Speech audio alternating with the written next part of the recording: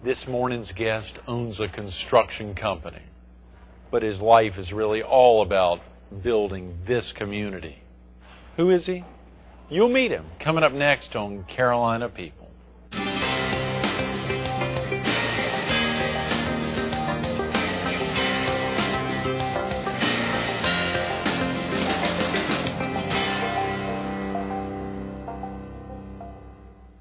Good morning. Welcome to Carolina People.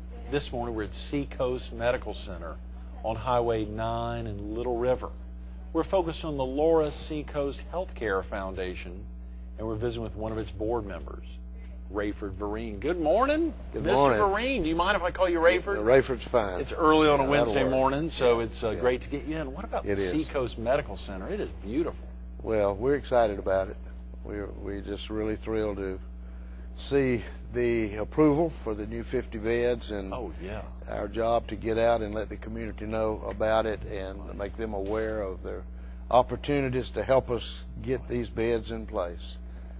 It's exciting. Took a little while to get to actually get it finally approved. That process began and ended a little longer than it should have. Too long, unfortunately, but that's over, and we Yeah. put it behind us. Exactly. No hard feelings with anyone. Just move on and be positive now, and let the community know that we are moving ahead to get these 50 beds here for our people. Those are very good words. I'm glad you said no hard feelings and it's No. behind us, because Tim Brown on Monday said this Rayford Vereen, you're going to get him in here on Wednesday, and he was one of the most ardent supporters in making sure we would break through that to log jam and knock this thing home, because the need is here, and Rayford knows it as well as anybody.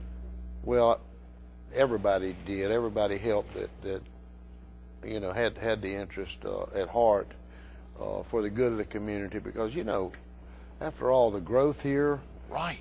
from Popular to Wampee to Brooksville to Longs, and even over into Calabash and Carolina Shores, and all the people Right.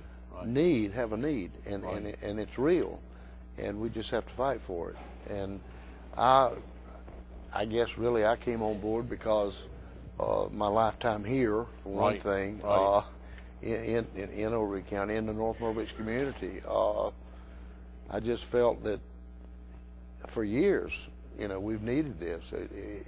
I made the comment that if it started 5 years ago, we were 5 years late, in getting it going, really, and we are. But Right. but that's just life, and then we got to deal with it. So we'll move on from there. Tammy Eves, the executive director of the foundation, mentioned yesterday, you've even got a board member, I believe Dennis Jones from Tabor City, Right. recognizing Oh, yeah. the fact, and that's for the Yeah. 25% of the patients that come over and cross the state line that Tim Brown spoke about on Monday. That's one of 11 in a small, Yeah. sure you'll want to expand to even more board members from Brunswick and Columbus. Yeah, I hope so. I think people in Tabor City, Loris, that use Loris Hospital, or even at the beach in emergency circumstances, will use Seacoast, Right. or has family down here. So it's all encompassing, Loris and Seacoast, hand in hand. I wouldn't want to be redundant, and I'm not sure what they talked about. Sure. No, that's fine. A lot of viewers probably missed the other 2 days. It's important that the people know that it's a not-for-profit organization. It's a for-the-people organization.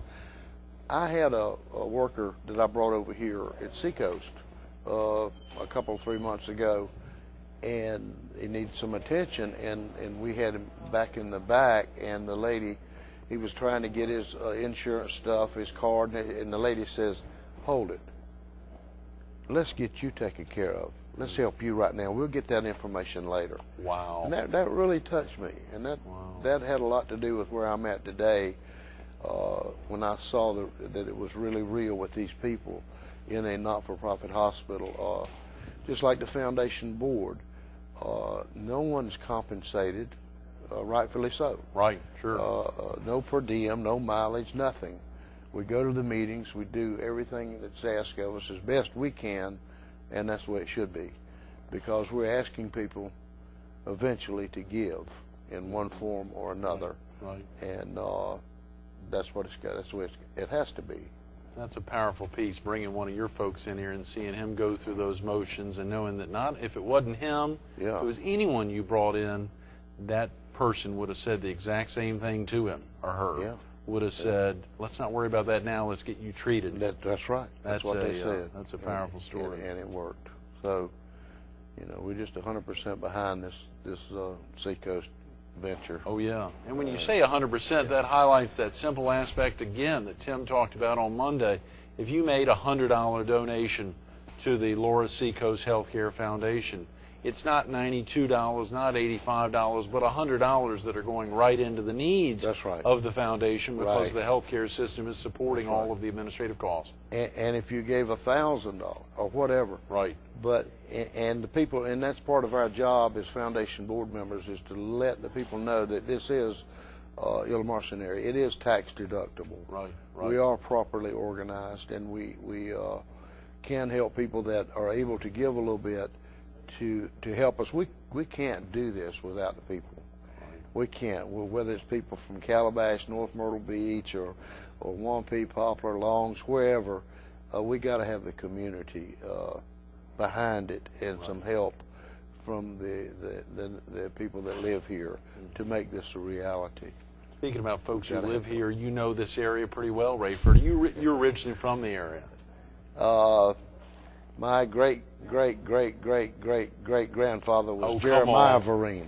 Oh, my. And he housed George Washington on his tour south right after he was elected president in 1777, not too far from here at the Vereen Plantation. No, Rayford. That was Jeremiah Vereen.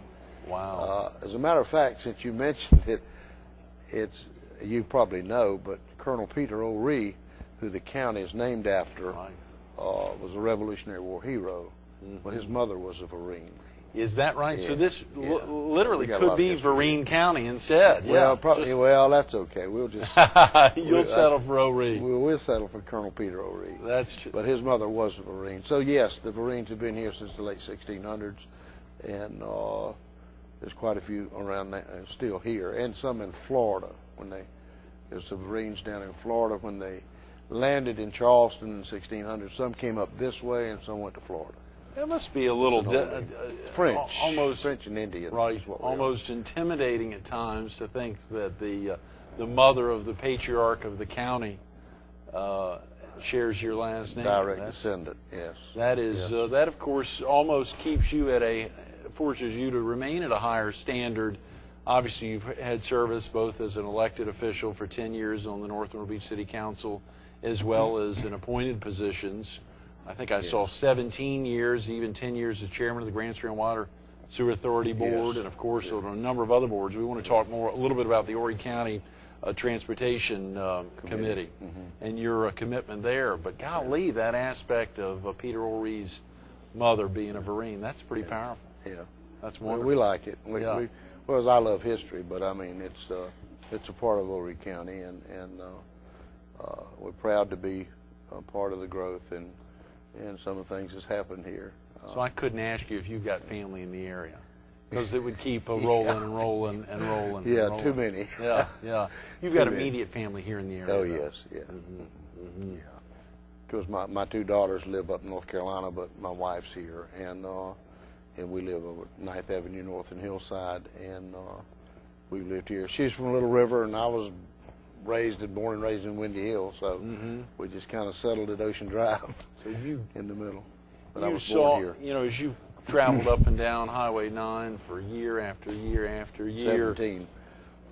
Oh, no, I understand there, but even here, heading up to Loris over the years to see that and to know this expansion was going to be taking place, did you ever imagine, could you have even pictured in your mind, A, Seacoast Medical Center, but B, the expansion needs there in Loris?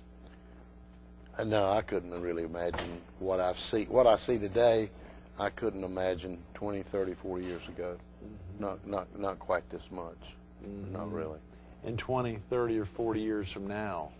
Who knows? Yeah, it's tough. It's like the Jetsons. Yeah. To try to imagine what it could be like in this area. If you don't mind, Rayford, just giving viewers a sense, we've got 15 minutes or so, just an idea of what I mentioned the Grand Stream Water and Sewer Authority. That is a real important component when we think about this area and the impact it's had. Share with viewers a little bit about what prompted the founding of Grand Strand Water and Sewer Authority and how you got on their board. The real crux of it was the legislators, our House members, John Jeanneret and other House members at that time, saw a great need to improve our water and sewer infrastructure. We had what they call oxidation ponds and different types of treatment facilities that were not operating properly, right, creating health problems, particularly in the Seacoast area and other areas around Myrtle Beach and North Myrtle Beach, and the outlying areas that were unincorporated. Right.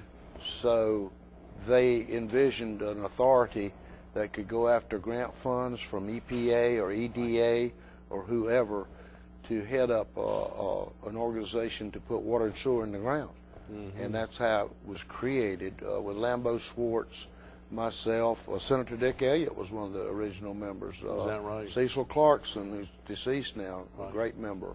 But we had a lot of good members, and that was the birth of it. And then we had Harry Lockwood, who was a great director, mm-hmm, and then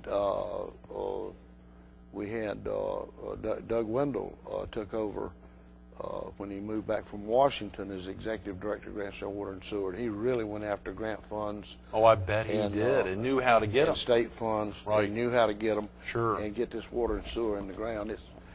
It's been the backbone of Horry County. It really has. And Fred Richardson's the executive director now, sure, doing a great job continuing the good solid growth, right, of Grand Strand Water and Sewer. And then when they tapped Bull Creek for a water supply, I think that was one of the smartest moves. Are there many other communities, for instance, would Brunswick County or Columbus County, would those counties have a water and sewer authority like we do? I'm not sure what they have. They do have some type of authorities up there, right, and Little River Water and Sewer Company, sure, you know, does a good job up here. And hopefully one day they'll merge with Grand Strand, right, and make it all better for the people they serve. Sure. But they all do a good job, but they're lagging far behind in Brunswick County, as I understand it. Mm-hmm. And Grand Strand Water and Sewer may even extend lines up there because right, they have the professionalism and the expertise to do it. Oh, yeah. Oh, yeah, they can do it. How long did Doug Wendell serve as just FYI, how long did he serve as the executive director? Was that for a good while? It's 10 or 15 years. Is that right? Yeah. Wow. Yeah. Oh, yeah, he really brought it to life. Yeah. I don't think I knew that. I knew, of course, of his service with John Jeanneret, and then at some point as Horry County's administrator, maybe even the first. Yeah, well, actually, he was. I was mayor pro tem when we hired him as city manager in North Myrtle Beach. Is that right? Yeah, Mayor Brian Floyd, my dear friend Brian Floyd, he's passed away a few months ago, or a year or so ago. Mm-hmm. Called me to City Hall one day to come talk to this guy, and that guy was Doug Wendell.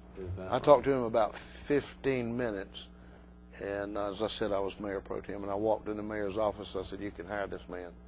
He said, "Are you serious?" Brian Floyd said, "Are you serious?" I said, "Yeah, I'm serious. He can do the job." And so we hired him, and then later, our dear friends over in Horry County hired him away from us as the first county administrator. Right. That's right. And he stayed there until he went up to be AA to John Jeanneret and did a great job for him. And then he left there and created the U.S. Congressional Tourism Caucus, mm-hmm, which represented tourism all across the United States. Is that right? He put that together with congressmen, mm-hmm, and it was big. And then the ABA, the American Bus Association, hired Doug Wendell away from the Tourism Caucus, and he was vice president of the ABA and represented the bus trade before Congress for a good while. Is that right? And then I put in a call to him one day when I was chairman of the board of Grand Strand Water and Sewer and asked him to come down and talk to us about heading up Grand Strand Water and Sewer. And he said no. I said, even after you, Yeah. You know, said, remember, I was the guy, I was the mayor pro tem back then. Yeah, I got you started. I said, well, listen, Doug, I said, you're going to come down, we're going to pay for your plane ticket, we're going to pay for your place to stay, you're going to eat some seafood, and we're going to play some golf.